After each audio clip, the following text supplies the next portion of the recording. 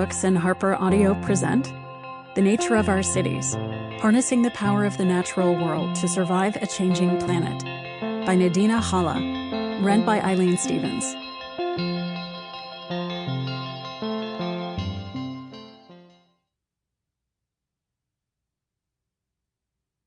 For Luca, for being with me, every step of the way. Prologue. A city without nature. A bead of sweat trickling down the side of your face confirms that you're still awake. You get up to peel your sweat-soaked sheets from the bed, removing the fresh pair you'd washed from the dryer, knowing this would be another blistering night filled with everything but sleep, as you tuck each corner of the new sheets around your bed. You remind yourself that you've survived worse. The scream of a skidding car outside ends in a shattering thud. You've heard that sound before. Last June, when temperatures got so high that oil, built up from millions of tires scraping the road, seemed to rise from the pores in the asphalt. You peek through your curtains to find that the passengers have climbed safely out of their battered vehicles, and you dutifully call in the crash. It's day 8 of what's expected to be another weeks-long heat wave, and each day has been worse than the last. Then, you remember your 90-year-old neighbor. Did she make it through the night? It takes 12 knocks, but finally she answers her door.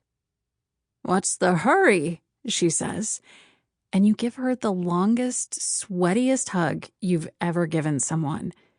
You hop in the shower. The lukewarm water reminds you that the power has been out since yesterday, the grid overloaded by people trying to keep cool with air conditioners. With the tram down, its cables melting, you grab your bike from the basement.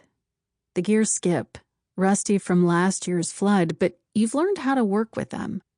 With a soft pedal and an even push on the shift, you ease it into the right gear and make your way to work. You'd started the summer biking every day, but after a truck knocked you to the pavement last month, you haven't mustered up the courage to climb back into the saddle. With the office too far to walk to, you have no choice today. Pedaling down Main Street, your eyes sting from the smog. The viscous air sags in your path. It's like the pollution adds wind resistance. Then you remember that your asthma always acts up in the summer. The smoke rolling in from the wildfire hundreds of miles to the west isn't helping. Asthma had started 10 years ago with a familiar itch in your throat, then a persistent cough. Your doctor called it the Beijing cough.